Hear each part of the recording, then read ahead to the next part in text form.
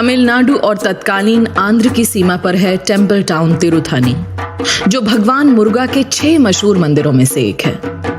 कृष्ण मूर्ति एला का जन्म एक कृषक परिवार में 1969 में हुआ था और उनके माता पिता मिडिल क्लास थे। ऐसे में कोई भी उनके आने वाले वक्त की कल्पना तक नहीं कर सकता था। शायद अपने पारिवारिक परिवेश के कारण कृष्ण एग्रीकल्चर का अध्ययन करना चाहते थे। उनके पिता एकदम खुश नहीं थे। उन्होंने अपने बेटे से कहा, सिर्फ एग्रीकल्चर का अध्ययन करने से कोई किसान नहीं बन जाता। लेकिन अपनी धुन के पक्के कृष्ण बैंगलोर के यूनिवर्सिटी ऑफ एग्रीकल्चरल साइंसेज में दाखिल हो गए।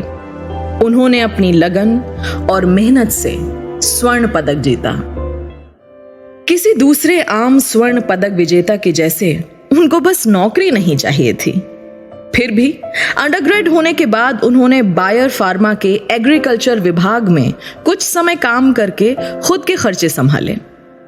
पर उनको तो कुछ और पाना था। उन्हें एक रोटरी स्कॉलरशिप मिली, जिससे वो अमेरिका जाने और विस्कॉन्सिन यूनिवर्सिटी में पीएचडी करने के लायक हो गए। स्कॉलरशिप से उनके सपनों को जैसे पंख मिल गए और फिर तो उन्होंने पलट कर नहीं देखा। उनकी स्पेशलिटी आणविक जीव विज्ञान यानी मॉलिक्यूलर बायोलॉजी में थी। अमेरिका में रहते हुए उनकी मुलाकात हुई इकोनॉमिक्स ग्रेजुएट सुचित्रा से और फिर उन्हीं से शादी की। अमेरिका में औसतन भारतीय अपने लिए ग्रीन कार्ड का सपना देखते हैं, लेकिन डॉक्टर कृष्ण ने लाखों लोगों के लिए सपना देखा, बीमारियों से मुक्ति का सपना। फिर उनकी ओर से समाधान सामने आया, उपेक्षित बीमारियों के लिए कम लागत के टीके के रूप में। वो चाहते थे कि उनके सपने भारत में असलियत बने।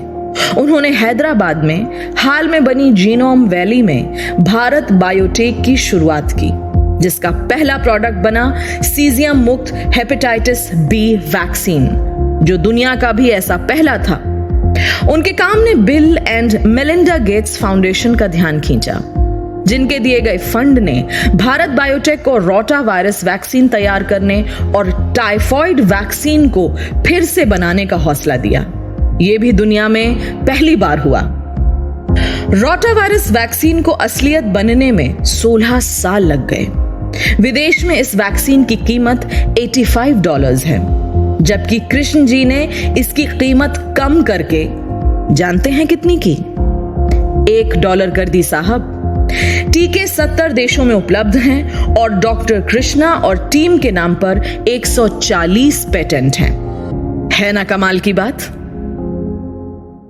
और फिर कोविड आ गया। वैक्सीन से जुड़ी दौड़ शुरू हो गई। वायरस नया था, कोई नहीं जानता था कि क्या काम करेगा, किससे बात बनेगी, और हर कोई दांव लगा रहा था। इसी बीच वैक्सीन बनाने वाली दुनिया की सबसे बड़ी कंपनी के अरबपति सीईओ आदर पूनावाला ने एक एडिनो वायरस वैक्सीन के बनाने को लेकर ऑक्सफोर्ड और एस्ट्रा के साथ बातचीत की।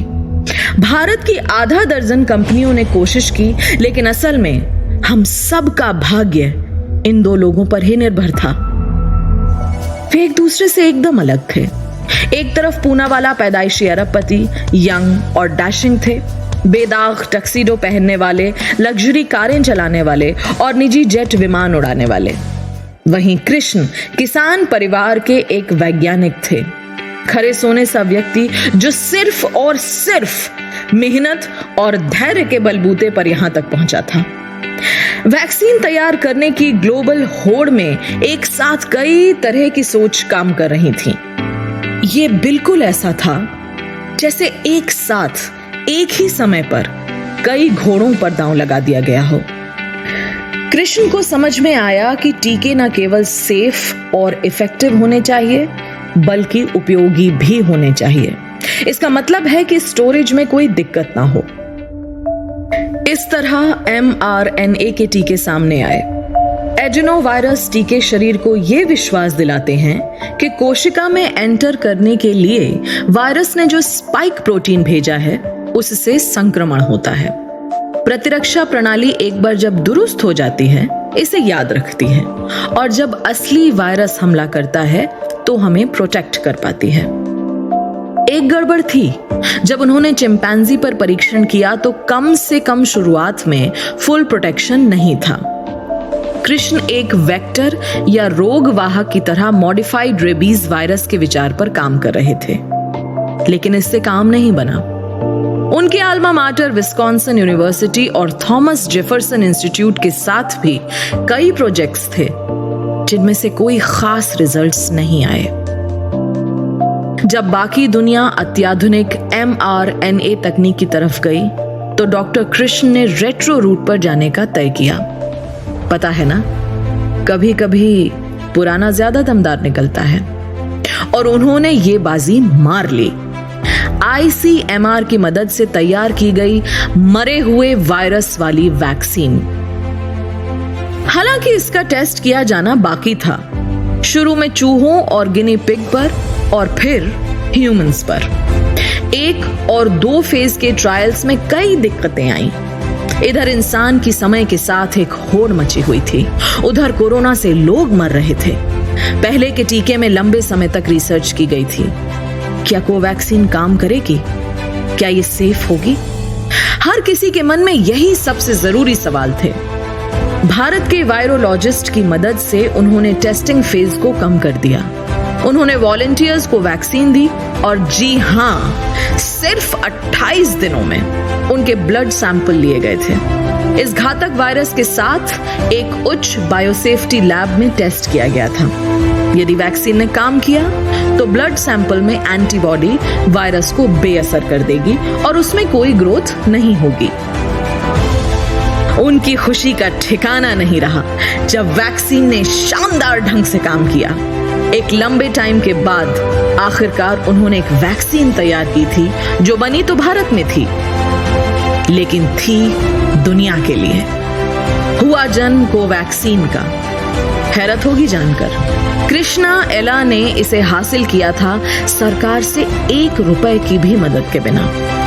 वैसे तो टेस्टिंग में आगे और भी दिक्कतें आनी थी। महामारी ने और कुछ किया हो या ना किया हो, हाँ, बोलने वालों का एक वर्चुअल बेबल जरूर बना दिया था, जिसे सोशल मीडिया के साथ ने खूब बढ़ावा दिया। वैक्सीन के हर फेज में कोई भी आलतू फालतू उस पर सवाल उठाता रहता था। भारतीय नियामक प्राधिकरण, इंडियन रेगुलेटरी अथॉरिटी ने एकदम समझदारी दिखाई। उन्होंने इस पूरी प्रोसेस को स्पीड दी। इस तरह भारत 3rd वर्ल्ड में वैक्सीन तैयार करने वाला इकलौता देश बना। वैक्सीन मैत्री पहल के जरिए इसने कई देशों को वैक्सीन दी। ये एक शानदार उपलब्धि थी।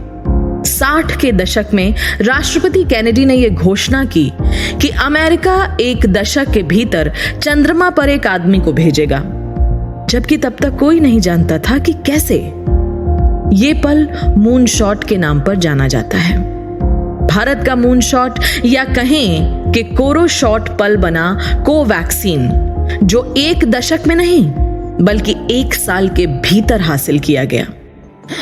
ये तो एक अनदिखे दुश्मन के खिलाफ वॉर में हमारी अपनी सक्सेस है। इस जीत का फल साझा किया जाएगा देशों के सबसे गरीब जन के साथ। वो कहते हैं ना, हाथ कंगन को आरसी क्या, लेकिन ग्रेट मैन इस कहावत को उलट देते हैं। वे इतनी शिद्दत के साथ विश्वास करते हैं कि उसमें जान डाल देते हैं और देखते हैं जिस पर वो विश्वास करते हैं।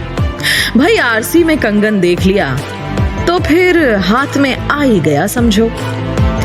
ये कहानी है तिरुथानी के एक किसान के बेटे की, जो वैज्ञानिक बना और हमारे जीवन की सबसे बड़ी चुनौती से लोहा लेकर खुद एक मिसाल बना। ये कहानी है इस बात की भी कि कैसे भारत एक दर्शक की भूमिका से एक वैक्सीन महाशक्ति में खुद को बदल सका। जय हिंद।